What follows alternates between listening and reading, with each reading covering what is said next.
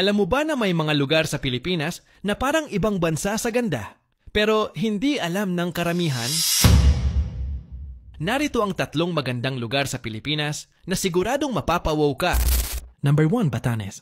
Tinatawag itong New Zealand of the Philippines dahil sa rolling hills, stone houses at sobrang linis ng kapaligiran.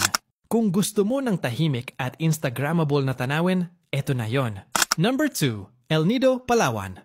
Pasok sa international travel rankings. Ang El Nido ay may turquoise waters, white sand beaches, at jaw-dropping limestone cliffs. Parang Maldives, pero local!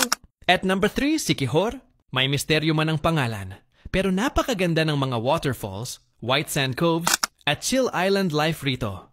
Parang Bali na may halong probinsyang vibes. Kaya kung akala mo kailangan mong mag-abroad para makakita ng ganitong ganda, mali ka. I-follow para sa mas marami pang sikreto at gandang likas ng Pilipinas.